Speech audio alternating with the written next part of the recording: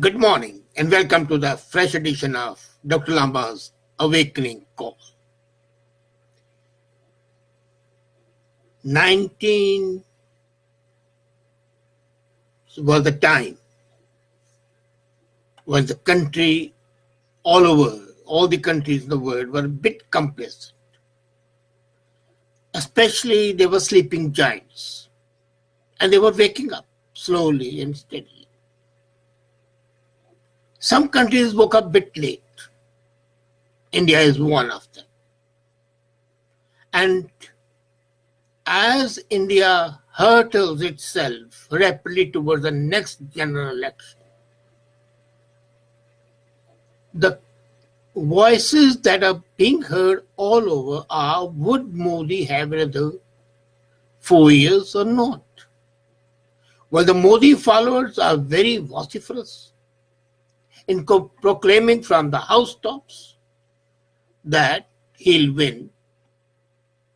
There are some discordant notes heard from all the opposition parties who say that Modi should not. Now mark the difference. They do not say he will not, but they say he should not come into power again. Why? The same reason why they say that Trump should not come in power. But let's take the case of Modi. Trump has completed 1 year. Modi has completed 4 years. And has he achieved anything in 4 years? The answer might be yes. And today, we take a look at what is right and what is wrong. Now, before we take up the audit of the 4 years, let's not forget that reforms are like the movement of the hour hand of the clock. The minute and the second hand move very, very quickly, but the human eye is unable to detect the moment in it until it has gone full circle twice a day, and only then it moves. Then what happens? We take a look at the clock, and if we don't see the hour and moving, we may be mistaken. The naysayers who complain that they can see no progress in reforms are either short-sighted or they fail to perceive that the reforms in the 4 years have accumulated to a point that only highlights in a newspaper column. The last 2 years of the UPA government, headed by Manmohan Singh, saw inflation was averaging 9.7% and growth was 5.9%. That means the actual growth was minus 4%. The reality, because 5.9% growth, 9.7% inflation, deduct growth from inflation, the balance is about 4% minus. To address the inflation, the government adopted inflation targets on the monetary front and a strong control, and it took certain structural reforms. Now that's a problem. Modi has taken structural reforms which escape the eye. The result of his actions in these 4 years is that the average inflation rate is 4.3% and GDP is 7.3% during the last 4 years. So in fact, a growth of 3%. While in the earlier case, it was a growth of minus 4%. So total growth from minus 4 to plus 3 is 7%, and that's not a mean achievement. Now, nobody can deny that Modi is a man of decision and he has a majority in the Lok Sabha. But being decisive is not enough. What you decide matters. You can be decisive and take an action which can be harmful for the country or for the nation. Modi's decisiveness might have, and it does have some blunders, but they're undeniable achievements. Consider that the good decision of demonetization did not work very well. So, although 86% of the Indian currency was removed from the circulation, there was some pinpricks. And as a matter of fact, the former governor of Reserve Bank admitted that he and the then government had failed to control banks and NPAs. What does India need? That's important. India needs a most efficient state.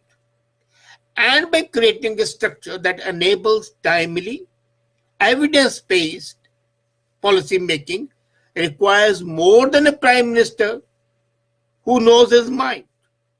It demands administrative reforms up and down India's dysfunctional bureaucracy, and that is one thing where Modi is not completely successful.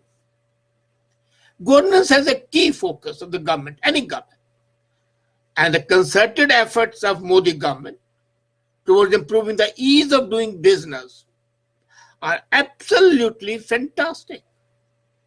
Can you believe in 2014, India was 140th in ranking, World Bank ranking, for the ease of doing business.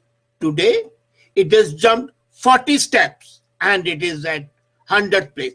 I don't say it's still great, no, but look at the quantum jump. And you cannot make a quantum jump until the structural reforms that he has undertaken have borne fruit.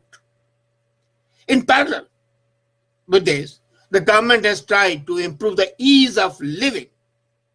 Citizens no longer have to have copies of degrees and diplomas. People forget it.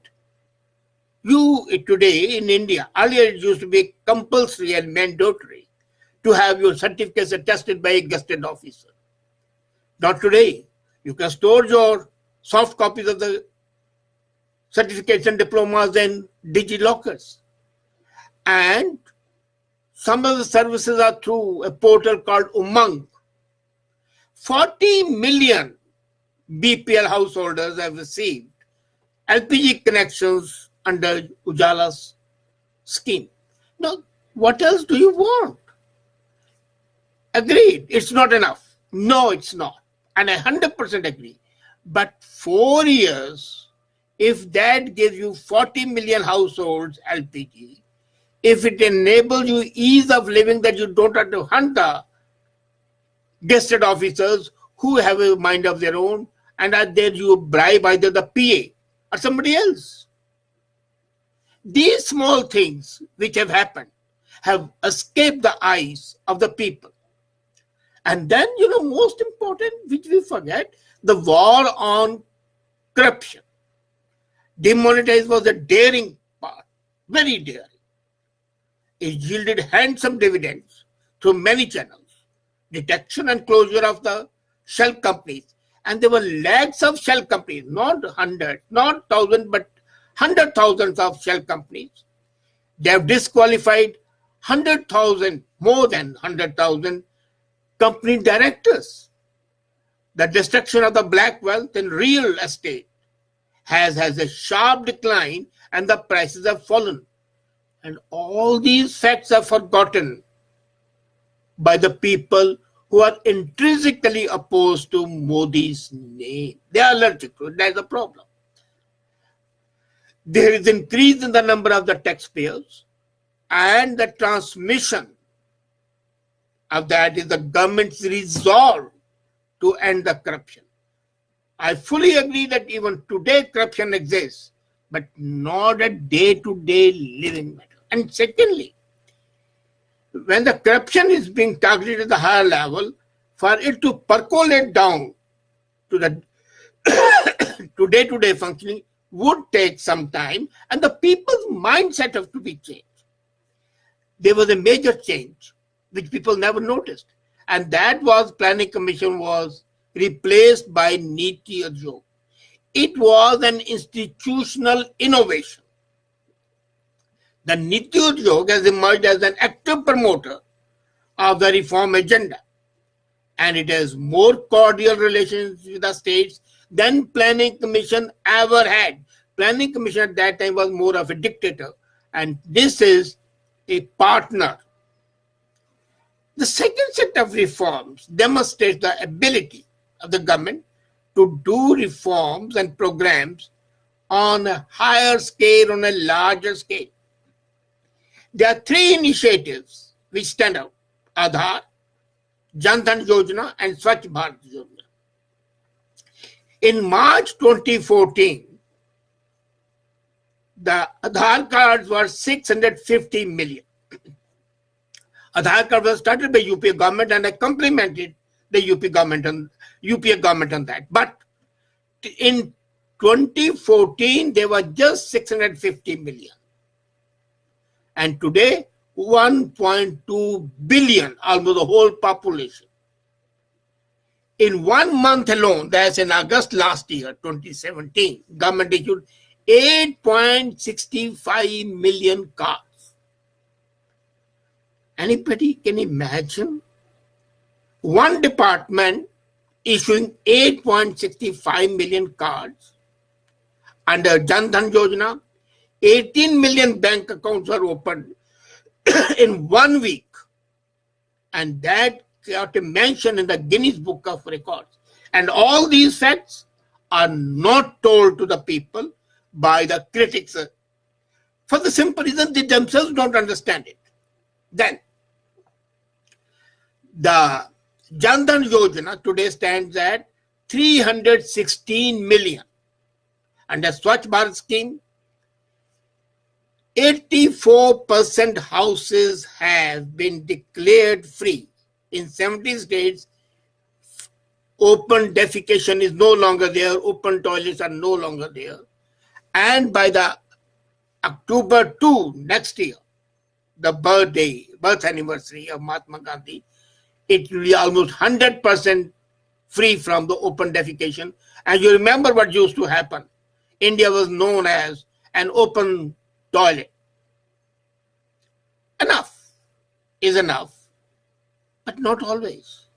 There are structural reforms I'm talking about, including deregulation of petrol and diesel prices. Now imagine, till now subsidies were being given, and petrol and the diesel prices were politically motivated. Not any longer. Today is the market forces. And even then petrol compared to other countries is much cheaper. Day before yesterday, an article appeared in a major journal, and that mentioned that countries like USA, barring USA, Canada, Europe, petrol is cheaper in India. Because you convert it into India rupees and you'll find it's not that expensive. But then there has been further opening to the FDI, foreign direct investment. There is a direct benefit transfers to the banks, GST. A major thing was done, that was insolvency and bankruptcy code were changed. And we always say that education is a top priority. This is the first government which gave autonomy to the top universities and top colleges. And yet the government has done nothing. Government needs to be applauded, as a matter of fact, that they refuse to reverse the reform on the petrochemicals and especially petroleum marketing, despite political pressures from its own partners. Now, the partners thought that they could bulldoze and blackmail the government, but Modi resisted the blackmail, and it lost a couple of partners, Shiv Sena and Chandrababu Naidu and others. On FDI opening in e-marketplace, today India is a major retail marketing setup in e-marketing, and the shift to DBT, direct benefit transfer using Aadhaar card, has eliminated a lot of ghost beneficiaries. Earlier, fake ghost beneficiaries used to be there, but no longer. GST has been criticized a lot,